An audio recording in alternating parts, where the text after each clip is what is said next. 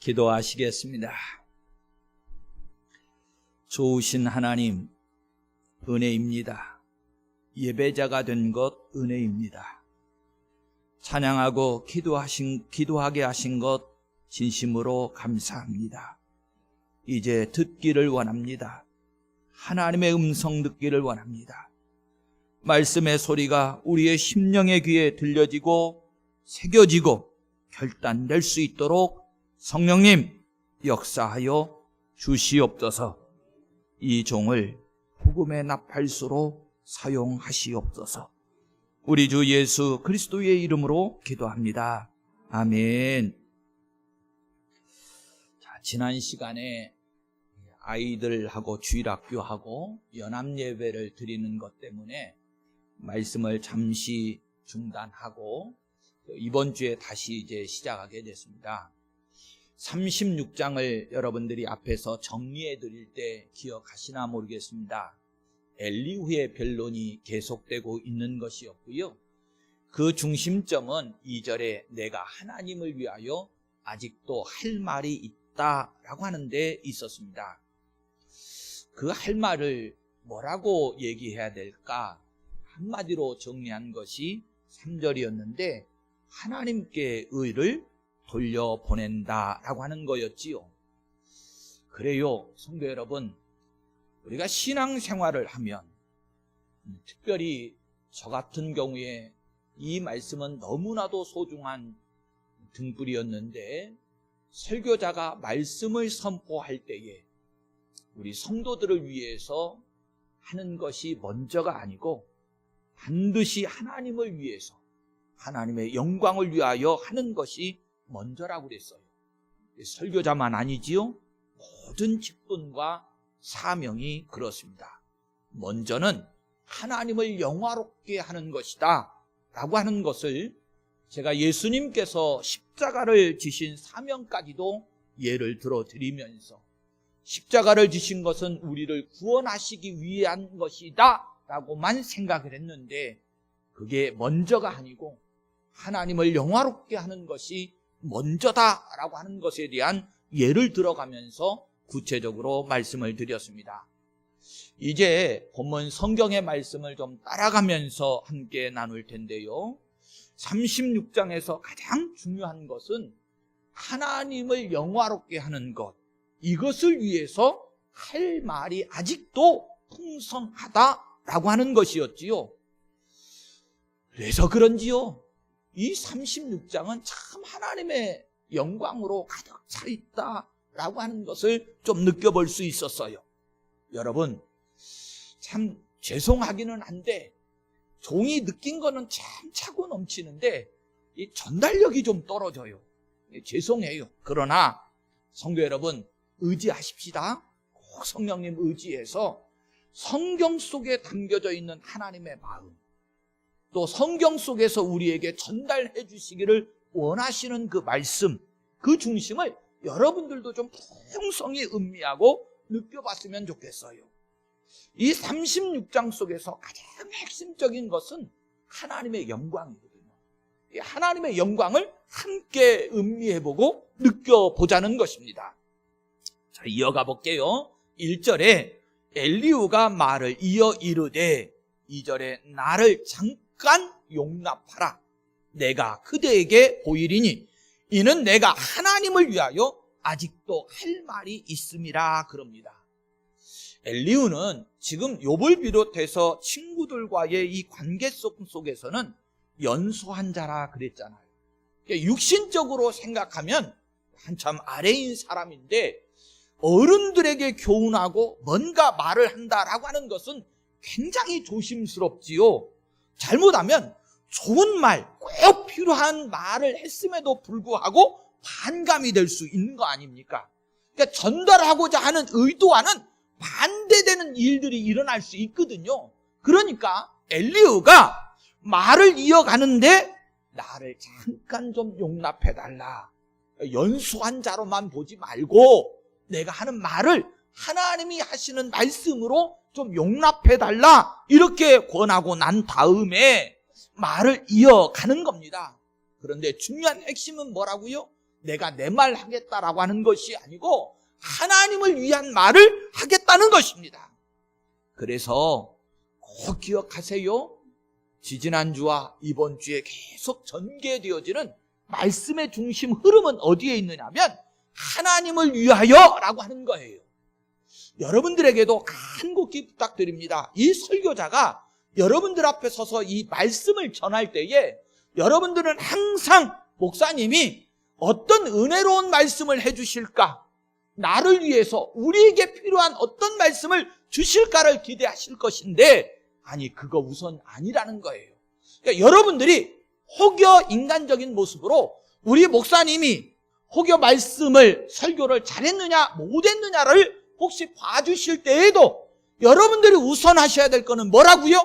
목사님이 하나님의 영광을 위해서 쓰임받는 자였는가 아니었는가를 좀 봐주시고, 그렇지 않을지라도 항상 철저하게 여러분들 스스로가 말씀을 하나님의 말씀으로 받으실 때에 우선하는 것이 나를 위한 것이 아니고 하나님을 위하여라고 하는 것을 꼭 잊어버리지 말고 기억해 주시면 좋겠습니다.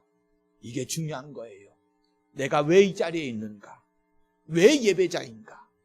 은혜 받기 위해서가 아니고 하나님께 받은 사명, 그 직분을 감당하면서 하나님을 위하기 위해서 이 예배 자리에 있다라고 하는 것을 절대로 잊어버리시면 안 돼요.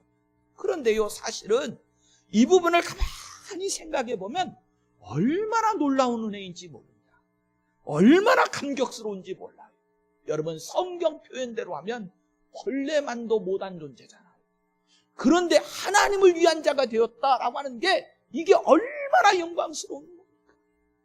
너무나도 연약하고 부족한 죄인된 모습으로만 오물통을 뒤집어 쓰고 있는 모습인 나를 하나님께 선택하여 불러주시고 세우셔서 하나님의 영광을 위한 자로 세워주셨다라고 하는 게 이게 얼마나 놀라운 은혜이냐라고 하는 거예요. 저도요, 말할 수 없는 감격을 느껴요. 여러분들보다도 더 앞서서 하나님의 말씀을 대신해서 선포하는 자가 되었잖아요. 이 감격을요, 함께 나누고 싶은 거예요. 여러분, 이 자리에 앉아있는 것만 생각해도 얼마나 놀라운 은혜인지 몰라요. 그런데 하나님을 위한다고요. 하나님을 위한 자라고요. 어떻게 이 말씀이 소중하지 않을 수 있겠어요?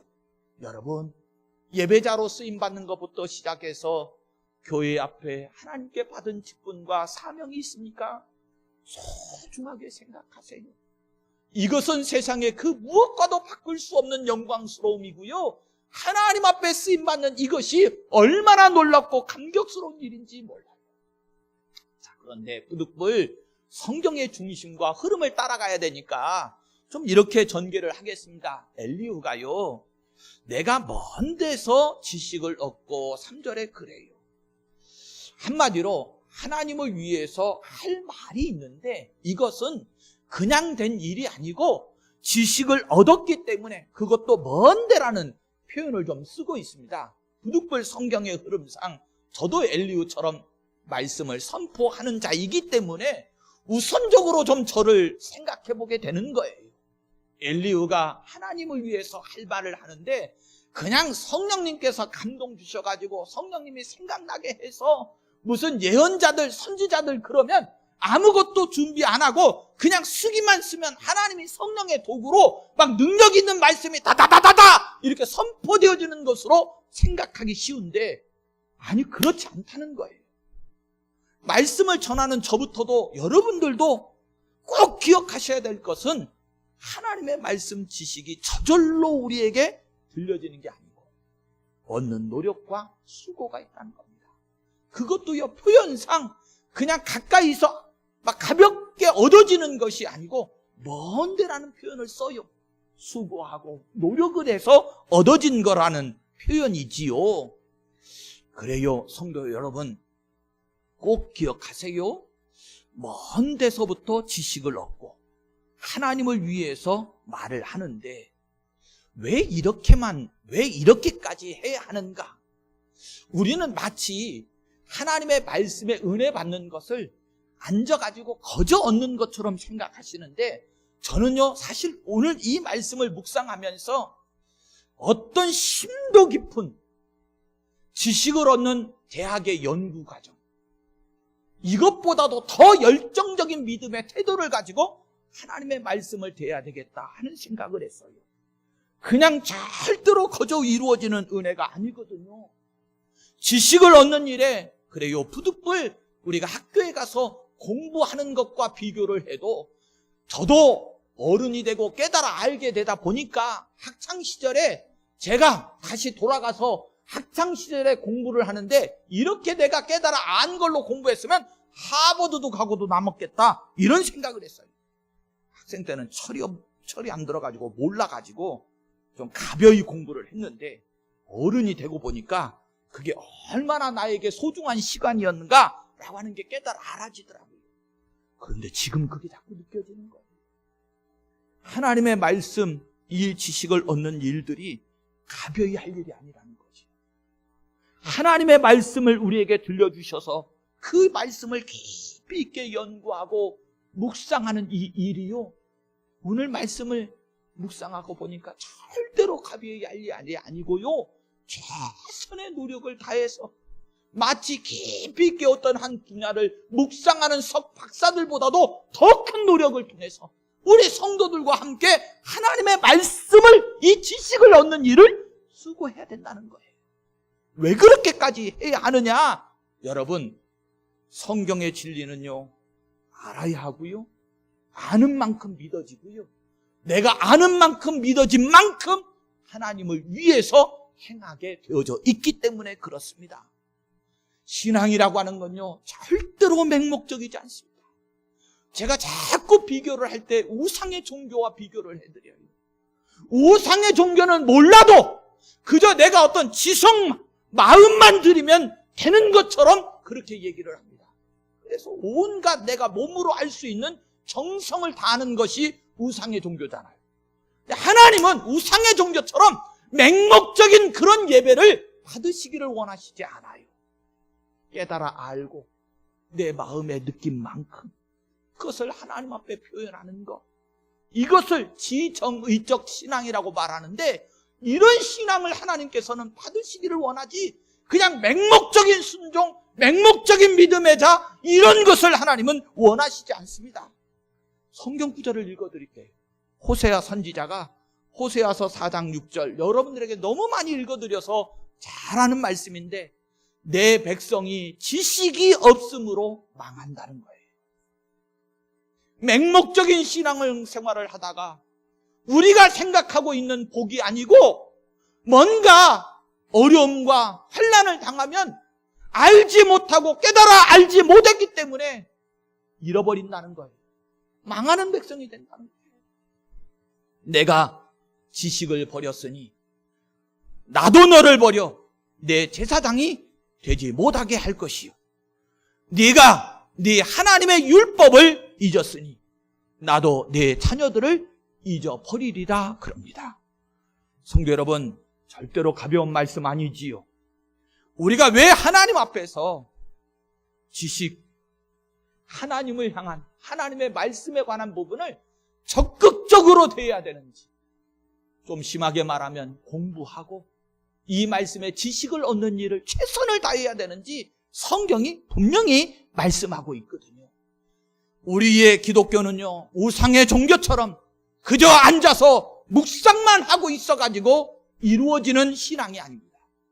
성경 말씀을 펼쳐놓고 그 말씀을 읽고 묵상하면서 기도할 때 이루어지는 종교가 우리 기독교라는 사실을 절대로 잊어버리시면 안 돼요. 베드로전서 1장 10절에 그럽니다. 이 구원에 대하여는 너희에게 임할 은혜를 예언하던 선지자들이 연구하고 부지런히 살펴서 전한 말씀이라는 거예요. 앞서 말씀드렸지요. 선지자들도 하나님의 영에 감동되어져서 나아가서 백성들에게 하나님의 뜻을 전하는데, 여러분, 그냥 성령에 감동하셔가지고 내 머릿속에 할 말을 가득 채워주셔서 나가서 그냥 전하기만 하면 선지자다, 이런 게 아니고, 분명하게 말하기를 선지자들이 연구하고 부지런히 살펴서 전한 말씀이라는 거예요. 이게 기독교의 진리입니다. 맹목적인 신앙은 절대로 아니에요. 왜 또 지식을 얻어야 하는가? 3절에 이어봅니다. 나를 지으신 이에게 의를 돌려보내기 위해서다. 이렇게 말씀해요. 저는 이 말씀도 굉장히 소중하고 중요했습니다. 말씀을 선포하는 일에 우선적인 목적이 무엇이어야 하는가를 정리할 수 있도록 해주었거든요. 하나님께 의를 돌려보내기 위해서다. 이렇게 말씀해요.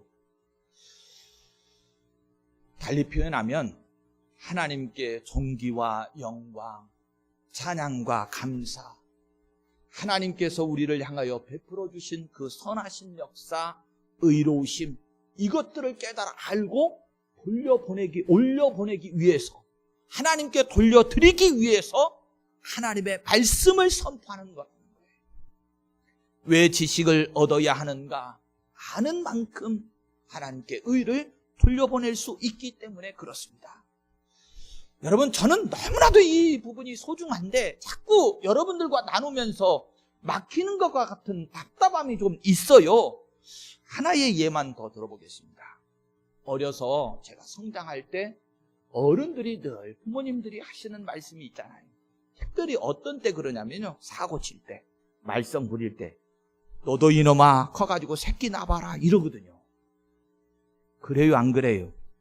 그러면 커가지고 어른이 돼서 자식을 낳아서 키워보면 무엇이지요?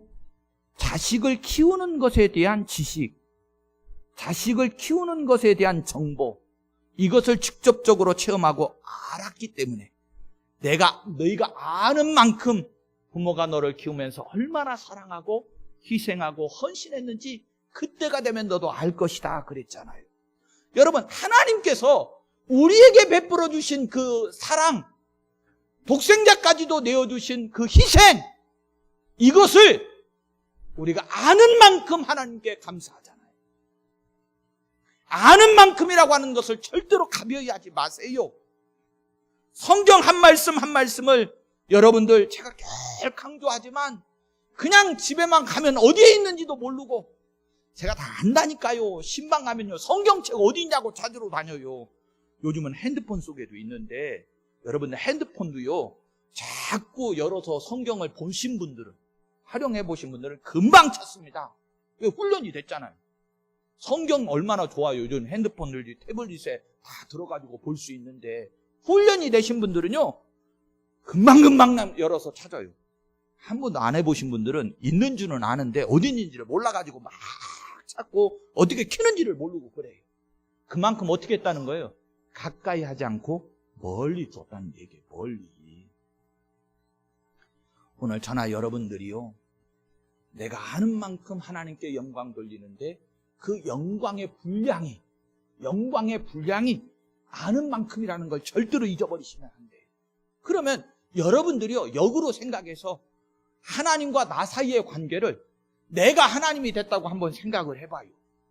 그러면 여러분들은 큰 영광 받으시고 싶으세요? 아니면 몰라갖고 요만큼 흉내만 내는 걸 받고 싶으세요? 다르겠지요. 하나님은요, 자신의 모든 것을 내어주셨어요. 왜 그렇게까지 내어주셨다고요? 오늘 성경 보면 하나님은 그렇게 큰 영광을 받으시기를 원하시는 거거든요. 그런데 우리는 그 하나님의 마음을 헤아리지 못해요. 예배한다고 영광 돌린다고 하면서도요, 얼마나 수고하고 얼마나 큰 것을 준비해서 하나님을 영화롭게 하느냐가 말씀과 관계가 있는데, 항상 말씀은 멀어요. 힘들다고만 해요. 모른다는 소리만 해요. 아니요, 하나님께 그 소리 하지 마세요. 얼마나 하나님 마음 아프시겠어요. 하나님은 우리에게 큰 영광 받으시길 원해서 십자가까지도, 아들까지도 지시고 내어주셨는데 우리는 모른다 소리만 해요. 그러면 얼마나 마음이 아프시겠냐고요. 오늘 우리는 아는 만큼 하나님께 존귀와 영광을 돌린다는 이 영적인 진리를 잊어버리지 마시고요, 하나님 마음을 헤아리신 만큼 무엇을 가까이 하라고요? 성경 말씀을 가까이 하라고. 여러분들이 정말로 성경을 읽는 일에, 성경을 대하는 일에 잘 모르고 깨달고 어려우시거든. 요즘 얼마나 좋아요. 유튜브만 딱 들어가면 우리 군복교회 오늘 나눈 말씀이 그냥 들어있잖아. 우리 성도들이 도대체 얼마나 그걸 보시는지 모르겠어요. 여러분들이 성경을 알고 깨달아하는 일에 많은 진리들, 통로들이 있어요. 잊어버리지 마세요. 그래서 엘리후는 4절에 그럽니다. 진실로 내 말은 거짓이 아니라. 왜? 그만큼 지식을 얻는 일에 수고하고 하나님의 말씀을 깨달아 안 만큼 전하는 것이기 때문에 거짓 아니다. 온전한 지식으로 내가 온전한 지식을 가진 이가 되어져서 그대와 함께 있는 것이다. 이렇게 말씀을 전하는 것이라 그래요. 저는 좀 부러웠어요. 어떻게 대하는 이들이 있을런지 생각이 다 다르겠지만 저는 사실을 설교자로서 이 엘리후가 부러웠습니다. 왜요? 온전한 지식을 가진 이라고 말하거든요. 내가 지금 내 머릿속에 생각나는 대로 하는 것이 아니고 하나님의 말씀이 말씀답게 준비되어져서 그렇게 온전한 마음으로 전한다는 거예요. 성도 여러분, 설교자가 그래야 되는 건 맞지만 여러분들도 똑같아야 되는 거잖아요. 하나님은 여러분들이 말씀을 통해서 말씀 중심의 온전한 신앙인이 되어지기를 원하거든요.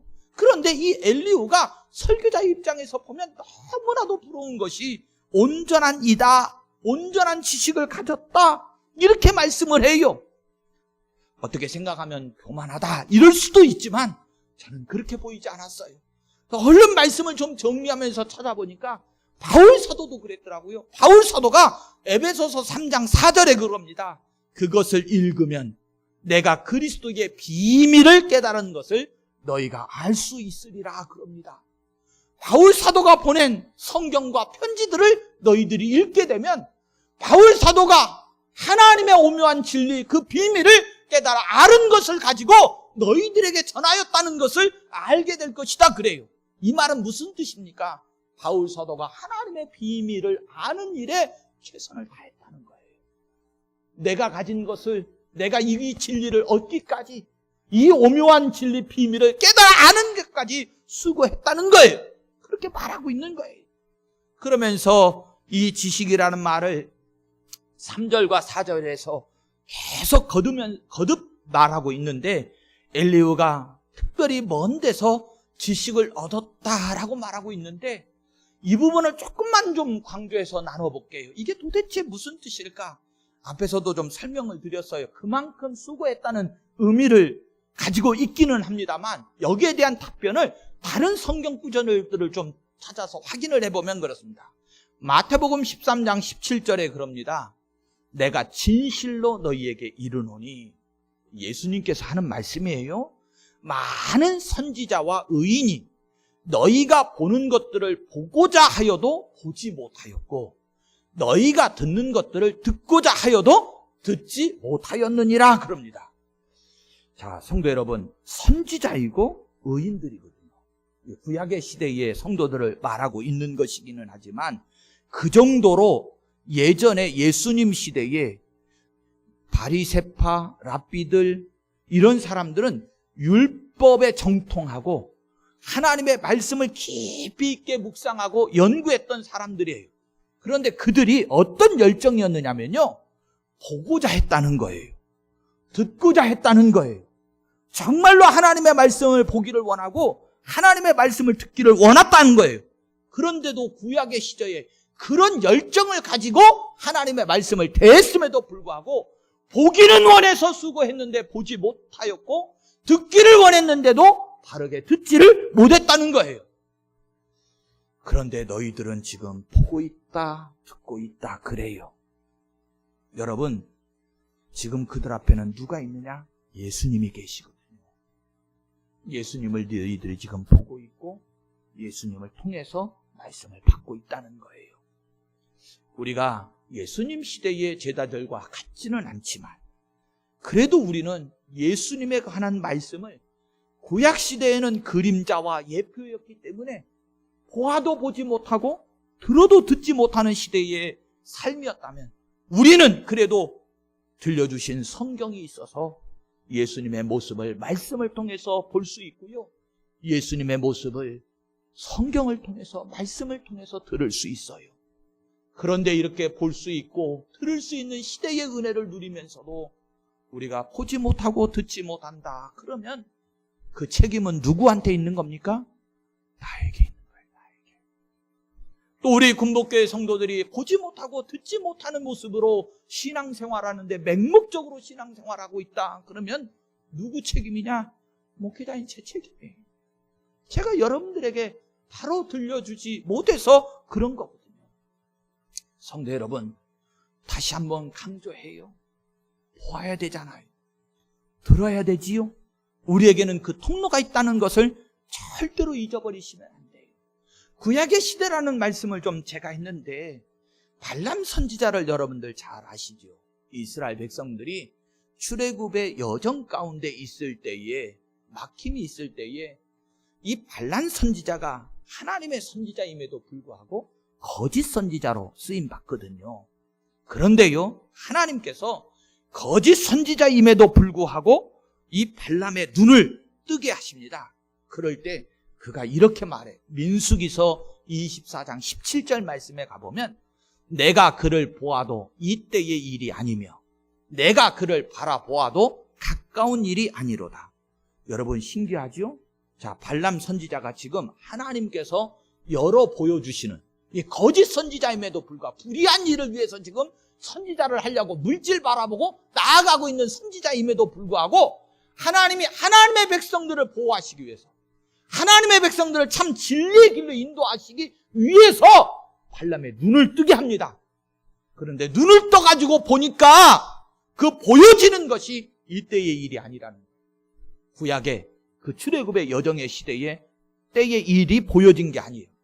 내가 지금 보고 있는데 그를 바라보는데 이게 지금 가까이 지금 그 발람의 시대에 된 일이 보여지는 게 아니라는 거예요. 이렇게 표현합니다. 한 별이 야곱에게서 나오며 한 규가 이스라엘에게서 일어나서 그래요. 얼른 여러분들 감동이 오시죠? 지금 누구를 말하는 걸로 보여지십니까? 예수님이잖아요. 예수님. 구약의 시대의 성도들은 안타깝지만 그래도 하나님께서는요, 그 시대 속에서도 끊임없이 거짓 선지자의 입을 통해서일지라도 누구를 보여주고 누구에 대해서 말하고 싶어 했느냐면 예수님이었던 거예요. 그런데 저나 여러분들은 이렇게 들려주신 말씀, 성경이 있음에도 불구하고 그 말씀을 통해서 예수님 보세요. 얼마만큼 보세요. 얼마만큼 알고 느끼면서 이 자리에 세워져 있습니까? 구약의 성도들은 보고 싶어도 못 봤다니까요. 듣고 싶어도 못 들었어요. 그럼에도 불구하고 히브리서 11장 3절 말씀을 통해서 보면 이런 고백이 나옵니다. 이 사람들은 다 믿음을 따라 죽었으며 약속을 받지 못하였으되 그것들을 멀리서 보고 환영한 사람들이다. 이런 표현을 써요. 실제적으로 그 시대에는 볼 수 없는 답답함이 있었음에도 불구하고 그들은 늘 사모하면서 비록 멀리서이지만 보려고 했다는 거예요. 믿으려고 했다는 거예요. 오늘 저와 여러분들도 구약의 시대가 아니고 이 신약의 시대에 살고 있는데 보지 못하고 듣지 못한다 그러면 너무나도 안타깝겠지요. 그러면서 6절과 7절에는 악인이 등장을 하고 의인이 등장을 합니다. 6절에서는 악인을 살려두지 아니하신다 그러고요. 그럼에도 고난받는 자에게는 공의를 베풀기 위해서다 이렇게 말씀을 합니다. 여기서 악인은요, 예수 안 믿는 불신자들을 말하는 게 아니에요.